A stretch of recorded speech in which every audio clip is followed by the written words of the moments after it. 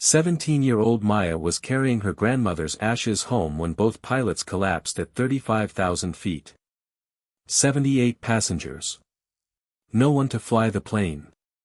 Then a stranger's voice crackled over the radio, asking for someone called Echo 9, her late grandmother's old call sign. How could anyone possibly know that name? Before you watch full story, comment below from which country are you watching. Don't forget to subscribe for more amazing stories.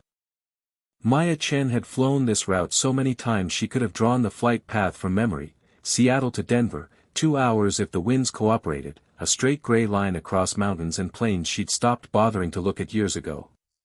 She was 17, small for her age, swallowed by an oversized university hoodie that had belonged to a cousin, her dark hair scraped back into a ponytail that had started the morning neat and was now coming loose at the temples. Her backpack sat wedged beneath the seat in front of her, heavy with textbooks she wasn't reading and a dog-eared flight simulator manual she'd owned since she was 12, its cover soft and gray from handling. In her lap she held a small wooden box, its lid carved with a pattern of looping vines her grandfather said her grandmother had chosen herself, decades ago, from a shop in Anchorage. Inside, wrapped in a handkerchief that still smelled faintly of lavender, sat a pair of pilot's wings from the 1970s, an era, her grandfather liked to say, when a woman in a cockpit was rarer than snow in July.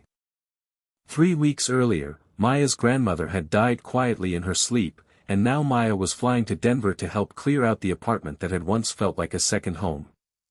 She ran her thumb along the tarnished metal wings and thought about all the summers she'd spent in that cluttered kitchen, listening to stories that had always sounded like folklore: emergency landings, storms outfought, engines that quit and were somehow coaxed back to life. "Stay calm," her grandmother used to say, tapping 2 fingers against Maya's forehead like she was installing the words directly into her skull. "Assess the situation. Act decisively. She taught you well," her grandfather had told her, pressing the box into her hands the morning she left for the airport. "You have her hands. Steady hands." Maya didn't feel steady. She felt hollowed out, like something had been scooped away and only the shell of her remained. The flight simulator sessions that used to make her lose track of time now felt pointless, a hobby built around a person who was no longer there to be proud of her for it. The seatbelt sign chimed off with a soft double bell. A flight attendant named Jessica moved down the aisle with a drink cart, blonde hair pinned in a tight bun, her professional smile not quite reaching eyes that looked tired underneath the makeup. "Anything to drink, sweetie?" "Just water, please." Jessica handed her a plastic cup, then paused, studying her for half a second too long. "You okay? You look a little sad." Maya forced the corners of her mouth up. "I'm fine. Just tired." Jessica nodded and didn't push. She'd learned early in this job that not every passenger wanted to talk about whatever was sitting behind their eyes, and moved on. A businessman in row 8 barely glanced up from his laptop. In row 12, a mother wrestled 2 toddlers who kept flinging their sippy cups onto the floor with gleeful abandon. In row 15, an elderly couple sat with their fingers laced together, the kind of easy, practiced closeness that comes from decades of practice. In row 22, near the back, a college student had already fallen asleep against the window, mouth open, a thin line of drool sliding toward his neck pillow. The cabin was maybe 2/3 full, 78 passengers, plus a crew of 5. Up front, in a cockpit no bigger than a closet, Captain Richard Foster adjusted his headset and scanned the instrument panel with the unhurried confidence of 30 years in the seat. Altitude steady at 35,000 feet.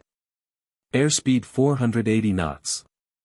Weather ahead was clear, just a scattering of harmless clouds.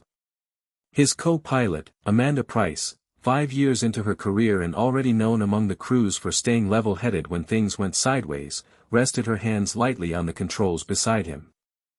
"Beautiful day for flying," she said. "Every day's beautiful up here," Foster replied. He was in his late 50s, gray at the temples, laugh lines carved permanently around his eyes. He wasn't like the older captains who treated their co-pilots as glorified button pushers. He explained, he shared what 30 years had taught him without making her feel small for not already knowing it. Want some coffee? I could use a refill, Foster said. I'll call Jessica, Amanda said, reaching for the intercom. Her hand never made it to the button. Foster's palm went to his chest. His face twisted, his mouth opened around a gasp that made no sound, and the color drained out of him so fast it was like watching a light switch flip. Captain. Amanda's voice sharpened instantly. Rick? He didn't answer. His fingers clawed at his shirt, his breath coming in short, useless bursts. Then his eyes rolled back and he slumped forward against the yoke, and the plane lurched with him, dipping just enough to flick the seatbelt signs on with a soft, ominous chime. Training took over before fear could. Amanda hauled him back by the shoulder, away from the controls, and slapped the autopilot engage button with the flat of her hand, feeling the aircraft steady itself beneath her like a spooked horse settling. Foster's lips had gone faintly blue. A heart attack, it had to be. She keyed the intercom, her voice clipped and hard. Jessica. Medical emergency in the cockpit. I need you up here now. In the cabin, Jessica's face drained of color the instant the words hit her ears. Medical emergency in the cockpit only ever meant one thing. She grabbed the first aid kit and the defibrillator from its wall mount and moved fast, weaving between the drink cart and startled passengers. A few people had already noticed the wobble. The businessman in row 8 pulled off his headphones. Did you feel that? The woman beside him nodded, her knuckles white on the armrest. Maya felt it too. 5 years of simulator training had taught her the subtle grammar of an aircraft's movements, and this hadn't been turbulence. This had been a loss of control, corrected fast. Something was wrong, and her body knew it before her mind caught up. Jessica reached the cockpit, knocked twice out of habit rather than expectation, and pushed inside. What she saw made her stomach drop through the floor. Foster sat unconscious, strapped in, his face the color of ash. Amanda was flying the plane alone, both hands locked white-knuckled on the yoke. Is he breathing? Weak. Barely. Amanda didn't take her eyes off the instruments. I think it's his heart. Get the AED on him. Now. Jessica tore his shirt open and slapped the pads to his chest with hands that were somehow steady even as her mind screamed.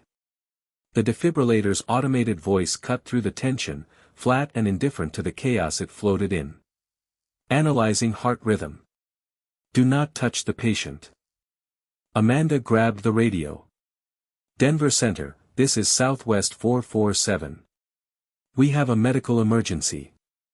Captain is incapacitated. Requesting priority handling and medical assistance on landing. The controller's voice came back fast, tight with the particular calm of someone suppressing alarm. Southwest 447, Roger. Squawk 7700. What is your situation? Captain Foster is unconscious. Possible heart attack. I'm the only pilot. I need vectors to the nearest suitable airport. A pause, a long one, long enough that Amanda could almost hear the gears turning 3 states away. Southwest 447, nearest airport is Colorado Springs, 60 miles south. Alternate is Denver, 90 miles northeast. Weather is clear at both. Can you continue? Amanda's jaw tightened. Affirmative. I can fly this plane. But I need support. Behind her, the AED delivered its shock. Foster's body jerked against the restraints and went still again. Jessica began CPR, her palms pressing rhythmically against his sternum, counting under her breath. In the cabin, the nervousness had started to curdle into something closer to fear. The seatbelt sign stayed lit, and the plane felt subtly different, handled, but by someone less certain than before. Maya unbuckled without quite deciding to and stepped into the aisle. She didn't know why. Instinct, maybe, or her grandmother's voice, or both. Miss, please return to your seat, a flight attendant said, moving to block her. Something's wrong with the pilots, Maya said quietly. Isn't it? The attendant's face gave away everything her mouth wouldn't. Maya's heart began to hammer. I need to talk to whoever's flying. That's not possible. Please sit down. Maya didn't move. In the cockpit, Amanda fought a private battle against panic that had nothing to do with weather or mechanics. She was a good pilot, but nothing in 5 years of training had prepared her for this, flying solo, 78 lives in her hands, and a captain who wasn't waking up no matter how many times she said his name in her head. Jessica. How is he? Not good. He needs a hospital. Now. Amanda made the call. We're diverting to Colorado Springs. It's closer. Go back, prepare the cabin for an emergency landing. Don't tell them about Foster yet, just say we're diverting for a medical issue. Jessica nodded and left, her hands trembling so badly she nearly dropped the intercom handset on her way out. Amanda was alone now, alone with an unconscious captain and a plane full of people who had no idea how close to the edge they'd already drifted. Southwest 447, diverting to Colorado Springs. Request full emergency services on standby. Southwest 447, Roger. Emergency services alerted. Descend and maintain 5000. Turn heading 180. Amanda began the descent, her hands steadier than she felt. She'd rehearsed this exact scenario in simulators 100 times. But simulators didn't have real people in them. Simulators didn't have an unconscious captain slumped 3 feet away, still faintly breathing, still faintly alive. And then, without warning, pain bloomed behind her eyes, sharp, electric, wrong. She blinked hard, willing her vision to clear. Not now. Please, not now. It didn't listen. A migraine, the kind that came for her when stress reached a certain pitch, and she fumbled for her water bottle and swallowed against the tightening vice in her skull. The instrument panel began to swim, edges blurring into each other. She keyed the intercom, her voice already fraying. Jessica. I need help. Jessica's blood went cold the moment she heard it. She sprinted back to the cockpit and found Amanda hunched forward, one hand pressed to her temple, face twisted around pain that had nothing to do with the unconscious man beside her. What's happening? Migraine, Amanda gasped. Bad one. I can't see properly. 2 pilots down. A plane full of strangers. Jessica's mind reeled, refusing at first to accept the shape of what was happening.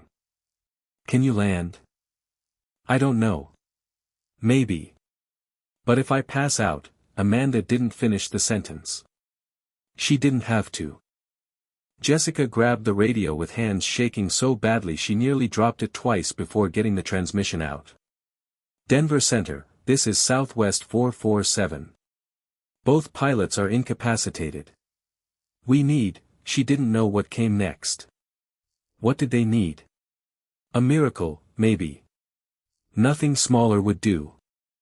Southwest 447, say again. Both pilots? Yes. Captain had a heart attack. The co-pilot has a severe migraine, she can barely see. Silence stretched out on the other end, longer than any silence had a right to be. Southwest 447, stand by. Jessica knew exactly what that meant. Somewhere on the ground, a room full of people were scrambling, trying to conjure a solution out of thin air for a problem that shouldn't have been possible in the first place. The controller came back. Southwest 447, we're contacting off-duty pilots in the area and checking your passenger manifest for anyone qualified. Hold your current heading. Can you hold on? Jessica asked Amanda. Just hold on until we figure something out. Amanda nodded weakly, but her hands were already sliding from the controls, the autopilot doing the holding now, buying time that felt like it was evaporating by the second. In the cabin, the fear was no longer contained. Somehow, an overheard radio call, a shared instinct among 78 strangers, word had begun to spread. A man in row 14 stood, his voice too loud for the confined space. What's going on? Why are we descending? A woman with 2 children started to cry. Are we going to crash? Jessica emerged from the cockpit, her face pale but arranged into something that resembled calm. Everyone, please stay seated and keep your belts fastened. We're diverting to Colorado Springs due to a medical emergency. Is it the pilot? Someone shouted. Jessica didn't answer. She couldn't. Maya was still standing near row 5, close enough to the cockpit door to have heard every word through its thin skin. Both pilots down. No one to land the plane. Her grandmother's wooden box felt suddenly, absurdly heavy in her hoodie pocket. She pulled it out, opened the lid, and looked down at the tarnished wings resting on their bed of lavender-scented cloth. You have her hands. Steady hands. She closed the box and walked toward Jessica. I can help. Jessica looked at her the way you'd look at someone who just said something in a language you didn't speak. Sweetie, please sit down. I'm a pilot, Maya said. Well, not certified yet. But I've been training for 5 years. Over 300 hours in simulators. I know this aircraft. You're a kid. I'm 17, and right now I'm the closest thing to a pilot you have. Jessica wanted to laugh. She wanted to cry. She thought, absurdly, that she might do both at once. You can't be serious. I am. I've flown Boeing 737 simulators for years. I know the systems, the procedures. Maya's voice stayed level even as her pulse roared in her ears. I can't promise I'll do it perfectly. But I can try. Jessica stared at her for a long, silent moment, running the calculation that no training manual had ever prepared her for. This was insane. Completely, unforgivably insane. And it was also, quite possibly, the only option left on the table. Wait here. She rushed back to the cockpit, where Amanda sat with her head against the side window, eyes barely open. Any luck? There's a passenger, Jessica said. A teenager. She says she's trained on Boeing simulators. Amanda's eyes flickered open a fraction. A teenager. She's all we have. Amanda closed her eyes again, weighing the pain in her skull against the plain arithmetic of their situation. They were out of options, and out of options had a way of making impossible things suddenly reasonable. Bring her up. Jessica returned to the cabin, where Maya stood waiting, pale but resolved. Come with me. Every passenger they passed watched them go, some with something like hope kindling in their eyes, most with open fear. When Maya stepped into the cockpit, the first thing she saw was Captain Foster, unconscious, the defibrillator pad still stark white against his bare chest. The second thing she saw was Amanda, slumped low in the co-pilot seat, barely able to hold her own head upright. Maya's stomach twisted violently. This wasn't a simulation. These were real people, real breath, real lives balanced on a scale she didn't know if she could hold steady. You're the girl. Amanda's voice came out thin. Yes, ma'am. Maya Chen. I've trained on flight simulators for 5 years, I specialize in Boeing 737s.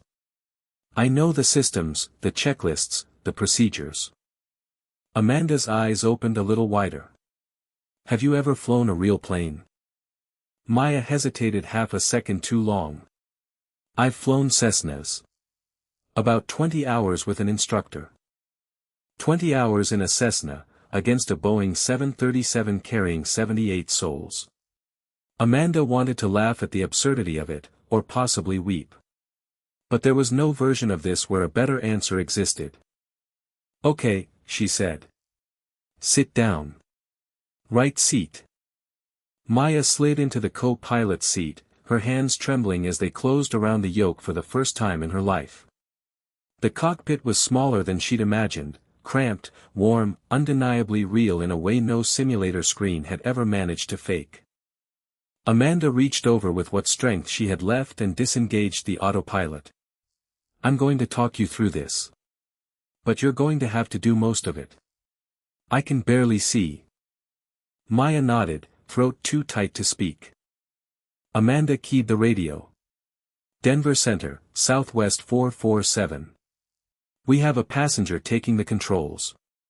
She has simulator training on 737s. We're going to need all the help you can give us. A long pause. Then the controller's voice returned, steady, professional, carrying none of the panic that must have been happening just out of earshot. Southwest 447, Roger. We're clearing all traffic. You're priority 1. We'll guide you in. Maya's fingers tightened around the yoke. It was heavier than she'd expected, more resistant, more there than anything she'd felt on a screen. In the simulator everything responded with silky, forgiving smoothness. This was real metal, real hydraulics, real weight pushing back against her. Okay, Amanda said, forcing the words out through the pain. First, trim the aircraft. See that wall between us? I see it. The nose is a little heavy right now. Give it a few clicks back. Maya reached for the trim wheel, adjusted it, and felt the nose lift a fraction. Better, Amanda murmured. Now check your altitude and airspeed. 24,500, descending. Airspeed 290. Good. We're coming down about 1,500 feet a minute. That's normal for now, keep that steady. Maya's eyes moved across the panel, altimeter, airspeed indicator, vertical speed, heading, instruments she'd memorized 1,000 times over in the safety of her bedroom, now suddenly, terrifyingly consequential. The radio crackled. Southwest 447, Denver Center. Turn left, heading 160. Vectors for Colorado Springs. Maya's fingers fumbled for the heading knob, twisted it to 160, and felt the plane begin a gentle bank. Use the autopilot heading feature, Amanda said. Don't hand fly it yet. Right. Autopilot. Maya pressed the select button and the plane straightened smoothly onto its new course. You're doing fine, Amanda whispered, pressing her palm harder against her temple. Just breathe. Stay calm. Maya breathed. Her grandmother's voice rose up from somewhere deep and steady inside her. Stay calm. Assess the situation. Act decisively. Back in the cabin, Jessica moved through the aisles trying to project a calm she didn't feel, but the truth had already leaked through the thin walls of the plane. A teenager is flying us. The businessman in row 8 was on his feet again. This is insane. We're all going to die because some kid thinks she can play pilot. A woman screamed something about murder. But not everyone had come apart. In row 12 the mother with the toddlers had closed her eyes and begun praying under her breath. In row 15 the elderly couple still held hands, faces gone quiet and accepting. If we go, the husband murmured to his wife, we go together. In row 22 the college student, now wide awake, pulled out his phone and began recording with hands that wouldn't stop shaking. Maya heard none of it. Every fragment of her attention was locked on the instruments in front of her, on the numbers that had to stay exactly where they belonged. Southwest 447, 60 miles from Colorado Springs. Descend and maintain 15,000. Reduce speed to 250 knots. Maya dialed in the altitude, pulled back the throttle, felt the engines ease their roar. The descent quickened. Too fast, Amanda said. Ease it back. 1,500 feet a minute, not 2,000. Maya adjusted, and the rate smoothed. Better. You're doing okay.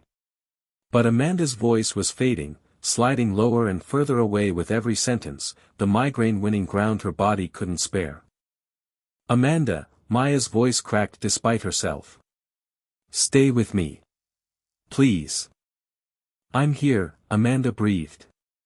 Just keep going. You can do this. The radio again, a new voice this time, older, unhurried, carrying the particular calm that only comes from decades of practice. Southwest 447, this is Captain John Hayes. I flew 737s for 28 years. I'm going to get you on the ground safely. Can you hear me? Yes, sir, Maya said. I can hear you. Good. What's your name? Maya. Maya Chen. Okay, Maya. You're doing great so far. Let's talk about landing this bird. Tell me what you know about approach speeds. Her mind raced, pulling facts up from years of study like she was drawing water from a well she hadn't known was so deep. Approach speed depends on weight.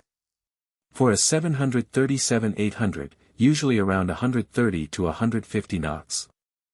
Excellent. You know your stuff. Colorado Springs runway is 13,500 feet long, plenty of room. Even if you land long, you'll be fine. Don't worry about perfect. Just get it on the ground. Okay, Maya said, though her hands were shaking harder now, betraying the calm in her voice. Maya, listen to me. I want you to remember something. The airplane wants to fly. It's built for it. Your job is just to guide it. Don't fight it, work with it. She nodded, even though he couldn't see it. Southwest 447, turn left heading 130. You're being vectored for the ILS approach to runway 35 right. Maya turned the heading knob, her heart hammering so loudly she could hear it over the engines. Amanda stirred faintly in the captain's seat. Maya, the landing gear. Lower it around 10 miles out. Got it. And the flaps. Flaps 5 at 10 miles, flaps 15 at 5 miles, full flaps on final. Maya repeated the sequence under her breath like a prayer. Flaps 5. Flaps 15. Landing gear. Full flaps. Southwest 447, 30 miles from the airport. Descend and maintain 10,000. Maya dialed in the new altitude. In the cabin, the businessman had gone quiet, staring out the window at nothing, his earlier fury drained into something closer to dread. The mother with the 2 children held them close and whispered promises she couldn't be sure she could keep. Maya's phone buzzed in her pocket, forgotten until now. A text from her mother, landing soon. Call me when you get in. She nearly laughed at the strangeness of it, if only her mother knew. Southwest 447, 20 miles out. Maintain 8,000. Slow to 200 knots. Maya eased back the throttle again, feeling the engines quiet beneath her hands. You're doing great, Maya, Hayes said. In a few minutes we'll talk through gear and flaps. First, I want you to take a deep breath. Can you do that for me? She inhaled slowly. Yes, sir. Good. Now exhale. Remember, thousands of pilots land 737s every single day. This is just another landing. You've got this. It wasn't just another landing, and every person on that plane knew it. But the lie was a kind one, and Maya let herself believe it anyway. 15 miles out. Descend and maintain 6,000. Maya dialed it in, her fingers finding a rhythm now, something closer to confidence than fear. Time to configure for landing, Hayes said. Find the gear lever, right side, near your knee. I see it. When I tell you, push it down. Not yet, first make sure your airspeed's below 250. 210, Maya reported. Perfect. Extend the gear. Her hand trembled as she pushed the lever down. A mechanical whir filled the cockpit, and 3 green lights bloomed on the panel.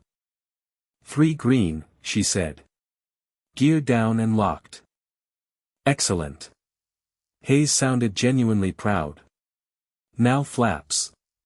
Set flaps 5. She moved the lever, and the nose dipped slightly as the flaps extended. Good. Slow to 180. And Maya, keep your eyes on the altitude. Don't let it drop too fast. Her gaze darted between airspeed and altimeter, holding steady, holding true.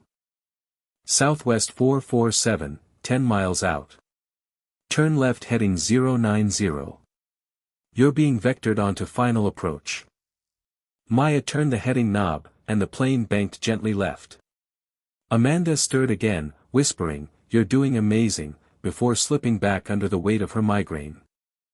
"Thank you," Maya said, eyes never leaving the panel. 8 miles out. Descend and maintain 4,000. Set flaps 15. Below, Colorado Springs came into view, the city sprawling flat against the plains, mountains rising blue and jagged to the west, and there, dead ahead, the airport itself, its runways stretched out like ribbons of gray. Southwest 447, you're cleared to land runway 35 right. Wind 340 at 8 knots. Maya's heart leapt. Cleared to land. This was it. 5 miles out, Hayes said. Set flaps 30, slow to 140. She moved the lever, watched the plane slow further. You should see the runway now. Do you see it? I see it. Good. Follow the glide slope down. See the diamond on your navigation display? Keep it centered. Above the line, you're too low. Below the line, too high. Centered means you're right where you need to be. Maya's eyes locked onto the small diamond drifting slowly beneath the horizontal line. She eased back the throttle a fraction, and it climbed back toward center. Perfect, Hayes said. You're a natural. She didn't feel like a natural. She felt terrified, every muscle wound tight, palms slick against the yoke. 3 miles out. Full flaps. Slow to 135, that's your approach speed. She extended the flaps fully, felt the nose drop, adjusted the throttle to hold the speed steady. The runway grew larger, closer, its white markings and edge lights sharpening into focus. 2 miles out. Looking good. Keep that glide slope centered. The diamond drifted up, she added a touch of throttle, and it settled. In the cabin, silence had fallen over all 78 passengers at once, even the toddlers gone quiet, as if the whole plane was holding its breath together. Jessica stood near the front, hands clasped so tightly her knuckles had gone bloodless, praying in a way she hadn't done since childhood. 1 mile out, Hayes said. Okay, Maya, listen carefully. In about 30 seconds you'll see the runway threshold pass beneath you. At 20 feet, pull back gently on the yoke, that's the flare. It slows your descent. Flare at 20 feet. Pull back. Yes. When the wheels touch, don't do anything else. Let it settle. The plane will land itself. Individual cars sharpened into focus in the airport parking lot. The runway rushed toward her faster than she'd expected. 500 feet. You're doing perfect. Keep it steady. 300. 200. Her fingers ached from gripping the yoke so hard. 100. 50. The ground was right there now, every marking on the runway crisp and undeniable. 20 feet. Flare now. Pull back gently. Maya pulled back. The nose lifted. For one suspended, impossible moment the plane seemed to float, weightless, undecided. Then the main wheels touched down with a gentle thump, followed a heartbeat later by the nose wheel. They were on the ground. Brakes, Hayes said. Pedals at your feet, press the tops. Maya pressed down, and the engines roared as the thrust reversers deployed, the plane shedding speed in great slowing increments, 80 knots, 60, 40, until finally, impossibly, it stopped. Maya sat frozen, hands still locked on the yoke, unable to quite believe it. Southwest 447, you're down, the controller said, his voice thick with something he wasn't bothering to hide anymore. Emergency vehicles are approaching.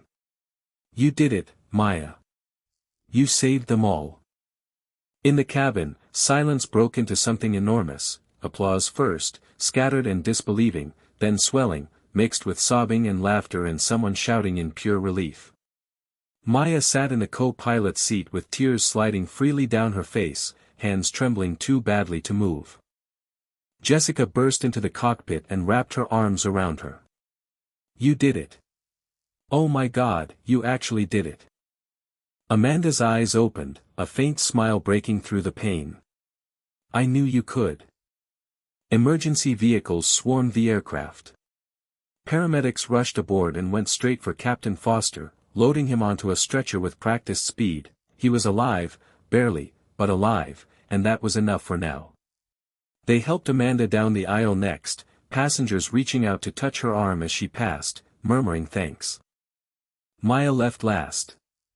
When she stepped into the cabin, the entire plane rose to its feet. The applause grew louder, tears and hugs breaking out in every row. The businessman from row 8, the one who'd shouted that she would kill them all, stepped forward, his face red, eyes wet. I'm sorry, he said. I'm so sorry. Thank you. Maya only nodded, not trusting her voice. The terminal beyond the gate was chaos, news crews, flashing cameras, reporters shouting over one another. Officials guided her through a side door into a quiet office, where an FAA inspector introduced herself. Miss Chen. What you did today was extraordinary. Also completely illegal. But extraordinary. Maya almost laughed. Am I in trouble? No, the woman said, allowing a small smile. But we'll need to document everything, and you'll need to speak with investigators. The hours blurred into questions and paperwork and medical checks she answered mechanically, still half convinced none of it had really happened. Foster, it turned out, had suffered a massive heart attack but would live. Amanda's migraine finally released its grip, though doctors kept her overnight for observation. Before they wheeled her away, she found Maya in the terminal. What you did today, Amanda said, most certified pilots couldn't have done. I was scared the whole time, Maya admitted. That's what makes you a good pilot. Respect for the danger. Fear that keeps you focused. Don't ever lose that. By evening, the story had gone everywhere. Teen pilot saves 78 lives. Flight simulator skills saved the day. Miracle landing in Colorado. Maya's phone wouldn't stop ringing until she finally turned it off and sat alone in a quiet corner of the terminal, the wooden box open in her lap, her grandmother's wings catching the fluorescent light. An older man in a captain's uniform sat down beside her without asking. You're Maya Chen, he said. I'm Captain Hayes. The one who talked you down. You saved my life. Everyone's life. He shook his head. No. You did that. I just reminded you of what you already knew. His eyes went to the wings in her hand. Those belonged to someone special. My grandmother. She was a pilot in the 70s. I met her once. Air show in Seattle, long ago. Incredible pilot. Landed a Cessna with no landing gear once, belly landing. Everyone walked away. Maya looked up, startled. You knew her? Not well. But I knew her reputation. She had a call sign, Echo 9. Did she ever tell you about that? Maya shook her head slowly. Her grandmother had never talked much about her flying days. Echo 9 was what they called her in the Air National Guard. She flew rescue missions, mountains, storms, the worst of it. Never lost a single person. That's a record most pilots never come close to. Tears welled up again, sudden and hot. All those summers, all those hours spent talking about flying, and her grandmother had never once mentioned any of it. Why are you telling me this? Hayes smiled. Because today, when you took those controls, you became Echo 9. Not officially. But up there, in that cockpit, you carried her legacy forward. I think she'd be proud. He stood, gave her a small salute, and walked away, leaving her alone with the box, the wings, and a name she was only just beginning to understand. 3 days later Maya was back in Seattle, though the media had followed her home, news vans parked along the street, reporters camped on the sidewalk, thousands of unread messages piling up in her phone. Her parents kept her close and quiet, still visibly stunned that their soft-spoken daughter, the one who spent every spare hour hunched over a flight simulator, had landed a commercial jet with 78 lives aboard. "Why didn't you tell us you were that good?" her father asked one evening. "I didn't know I was," Maya said honestly. Her mother pulled her into a tight hug. "Your grandmother would be so proud." On the fourth day, an official letter arrived from the Federal Aviation Administration. Maya's hands shook as she opened it. It wasn't a fine or a reprimand, it was an invitation, offering her a place in an accelerated pilot certification program, with several major airlines already expressing interest in sponsoring her training once she turned 18. She read it 3 times before calling the number listed, which turned out to belong to Captain Hayes. "Did you do this?" she asked. He chuckled. "I made a few calls. But you earned every word of that letter. I'm only 17. Still in high school. So finish high school. Then come fly. The sky isn't going anywhere." 2 months later, Maya stood outside Colorado Springs Airport, having asked quietly to return to the place where everything had changed. No media this time, no fuss, just her, walking through the terminal toward the gate where Southwest 447 had once come shuddering to a stop. She looked out at runway 35 right and could still feel it, the ground rushing up, the moment the wheels finally touched. A man in a Southwest uniform approached, ground crew, not a pilot. "Miss Chen. I was one of the emergency responders that day. I wanted to thank you in person. My daughter was on that flight, row 12, with the twins." Maya's throat tightened. "Is she okay?" "She's fine. Thanks to you." He held out a small silver pin, Southwest Airlines wings, polished to a shine. "The pilots wanted you to have this. Not official. But they said you earned it." Maya took it, unable to speak, and watched him walk away, the runway stretching gray and quiet in front of her, her grandmother's voice rising up once more from somewhere deep inside. "Stay calm. Assess the situation. Act decisively." She had done exactly that, in the worst moment of her life, and 78 people had walked away because of it. Maya finished high school early, completing her final semester online while working toward her private pilot's license. The accelerated program was relentless: ground school, endless flight hours, simulator sessions, check ride after check ride, but she loved every grueling minute of it. Captain Foster recovered fully after bypass surgery and returned to flying on lighter duty, sending her a message every week to check on her progress. Amanda Price was promoted to captain, and on her first flight in command she requested Maya as an observer, letting her sit in the jump seat and simply watch. The passengers from Southwest 447 stayed connected through a group chat filled with photos and updates and small life milestones. Maya mostly lurked, smiling at their messages more often than she replied. Richard, the businessman from row 8, sent a long letter of apology, admitting that the experience had humbled him, that Maya had taught him competence doesn't come stitched onto a suit. A woman who'd been posting cruel commentary online during the crisis deleted her accounts entirely and sent Maya a quiet, private apology. Jessica left the airline not long after, unable to shake what that day had left in her, but before she went she gave Maya a framed photo of the cockpit, signed by the whole crew. The college student who'd filmed everything posted the footage online, where it collected 50 million views. He donated every cent of ad revenue to an aviation scholarship fund for kids who couldn't otherwise afford flight training, at Maya's request. And Maya kept flying. 1 year after the incident, at 18, she earned her commercial pilot's license, becoming one of the youngest commercial pilots in the country. Airlines competed for her with signing bonuses and guaranteed positions, but she chose differently, joining a small charter operation in Alaska that specialized in medical evacuations and mountain rescue, dangerous flying, the kind her grandmother had once done, into weather that made most pilots turn back. The other pilots gave her a call sign of her own, Echo 9. On her first solo rescue flight, she flew a Cessna Caravan into a remote village during a blizzard to retrieve a sick child, visibility near zero, wind howling against the fuselage. She landed safely, loaded the child and his mother aboard, and delivered them to a hospital in Anchorage. When she touched back down, the other pilots were waiting on the tarmac. No one said much. An old bush pilot with 40 years behind him gave her a slow, knowing smile.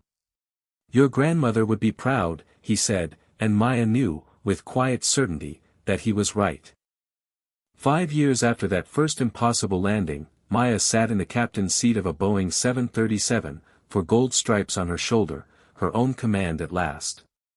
Her co-pilot was young, fresh from flight school, nervous energy radiating off him as they worked through the pre-flight checklist together.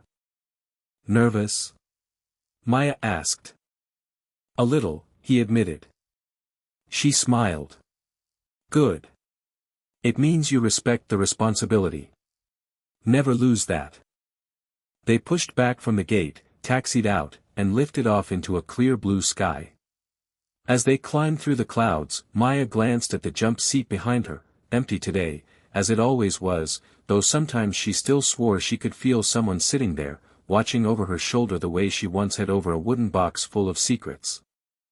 Pinned above her name tag was a small, tarnished set of wings from the 1970s, and beneath them, in letters small enough that most passengers never noticed, her own call sign, Echo 9. The radio crackled. "Southwest 2847, contact departure." She keyed the mic, "Southwest 2847, contacting departure." "Echo 9 out." The voice that answered belonged to Captain Hayes, now working air traffic control in his retirement. "Echo 9, good to hear your voice. Climb and maintain 35,000. Have a good flight." Maya smiled. "Thank you, sir. We will." She leveled off, engaged the autopilot, and looked out at a sky that stretched endless and clear in every direction. Her co-pilot glanced over. "Echo 9, I've heard that call sign before. Isn't that from that emergency landing? The famous one?" "That was my grandmother's," Maya said. "And now it's mine." "You're her. The one who landed the plane when both pilots went down." Maya only nodded. "They use that as a case study in flight school now. Crisis management, emergency procedure. You're kind of a legend." "I'm not a legend," Maya said, eyes on the horizon. "I'm just a pilot who did what needed doing. Same as everyone else up here." But deep down, she knew the fuller truth of it, that the day had remade her, had shown her exactly what she was capable of when there was no one left to hand the controls to but herself, and had tied her to her grandmother in a way she never could have imagined while the woman was still alive to explain it. Echo 9 wasn't only a call sign. It was a legacy, a promise passed hand to hand across a generation, a quiet reminder that sometimes the most ordinary people are called on to do extraordinary things, and that when the call comes, you don't run from it. You answer. You take the controls. And you fly.